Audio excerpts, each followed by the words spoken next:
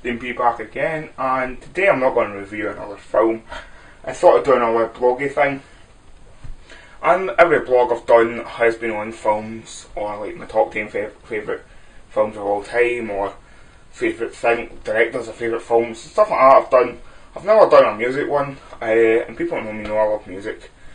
As you can maybe tell, I've got my one and only poster actually on my wall. This side is actually a Slipknot poster, so I really like music.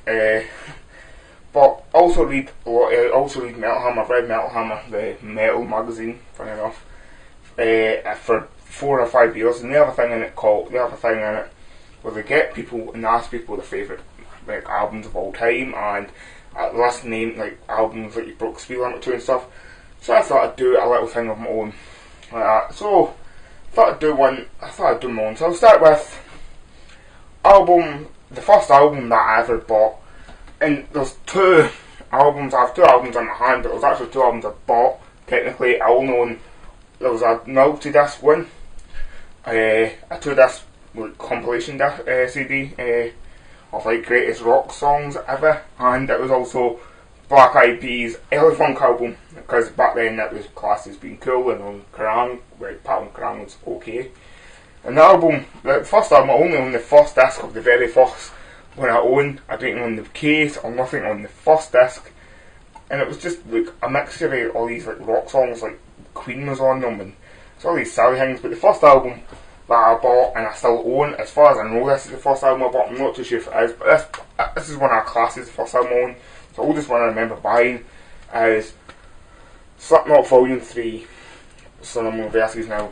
I bought this 2 years after it came out, I think it was, and it was an album that made me love Slipknot. Actually, it's not like it's not. I class this as my favourite album from Slipknot. It's not the best album. The best album is Iowa, but I still class that as my favourite album. Then there's albums. There's another question I always ask: is albums in which you shouldn't own, that people would not believe you owned. And I've picked up 2 again. I have another 3 or 4 in my collection. Like I've got an Enders album, the first Enders album. I also have a Plan B album, and I also own some Christian music. But I thought about picking them up. I thought, people who know me will not be surprised the fact I own Christian music, since I was very big Christian a couple years back, and I listened to a lot of Christian music. But the first one, I picked up these 2, and these 2, one of them's got a funny story to them, and I'll leave that to last. The first one is Busted, the first Busted album with like Year 3000. I bought this, I didn't buy it. I seen that in HMV on the pre-owned section, when HMV were doing a pre-owned section, and it was like £2, and I made my girlfriend go buy it for me, just for the fact I didn't want to be looking like I was going to go buy a Busted album. Busted were one of those bands where it was okay to listen to years ago, and for some reason with this movement, Busted think people still appreciate them. Don't know why. That album's terrible and they're terrible musicians, but still. And then another one, this one's got a funny story. I went to Asda in Cumnock when it first got opened up, and went in and there's CDs, there's a selection of CDs, and I seen AC/DC Highway to Hell, and I loved Highway to Hell. Highway to Hell was it was an album of mine I listened to a lot growing up as a kid, and it was like £7 for the album or 2 for a tenner, something like that, some weird price. So I thought, well, I'll buy another album. And the only album I seen was the album The Rascals tongue-in-cheek album. Now this album, I'll have to say, I've not listened to since I was like 50, around about the time I actually bought the albums. It was just one of those ones I thought, this Rascal, I know like 2 songs that were okay, I'll buy that, put it in my collection, just to cover collection, and it was terrible. I had a horrible album, but hey, it's one of those things nobody will believe I own. Another one to ask is favourite album art, and now I'm going with a very small album art. Nobody played this one. I don't hear many people talking about. Many people mention the first album art that came out for this album that got banned. It's Guns N' Roses' Appetite for Destruction. Now I think this is a great album art. It's so minute but so memorable. I have right behind the camera right now, there's a big poster of the same album art. I am also wanting to go get the Slash skull head tattooed on my skin, because, tattooed on me, obviously it's going on my skin, tattooed on my arm, and this arm about there, I'm thinking. But yeah, it's just one of those album arts where you show somebody will know it's a Guns N' Roses album art. You can show somebody, you can go and show somebody the likes of the first Guns N' Roses, the Slipknot Volume 3 cover. That one people would know it's Slipknot, but really nobody would know that was a Slipknot cover. Whereas you know that's a Guns N' Roses cover, so yeah, that's why I like a cover. The album that should not be used. Another question to ask. It's like another question that sometimes is the album that broke your heart. And I was really excited. I got Volume 3 from Slipknot, and I got really into Slipknot. And at that point, I was reading Kerrang! Magazine, and they were going on about how much they loved, how much this album was going to be great. This album's going to be great, and it came out, and it was a horrible album. It is Slipknot. All Hope is shit, as I call it. All Hope is Gone. It's not a good album. I just didn't like it. That's all I'm going to say about that album. Another thing. Then I thought about a couple of other things. Like albums, my thought is, they always ask the bands, artists, like what album they wish they'd made. Well, I don't really play instruments, so I can't say that. But I thought of other ones, like my childhood album. I've got two here. These ones sum up. This thing sums up my teenage years, I would have to. Not my young years, that would probably be AC/DC, but my very young teenage years, 13, 14-year-old, and I bought my first Metal Helmet, and it came with this CD here.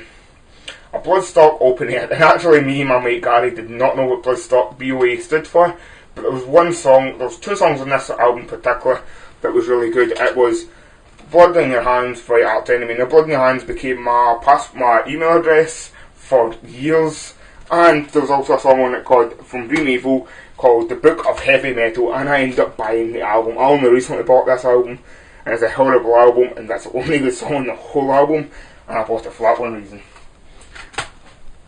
Then there's the other question I asked myself was, when I was looking at art, what album would I not be able to live without hearing forever? Like, if I heard it, I wish I'd heard it years before, and how much I couldn't not stop listening to it for years.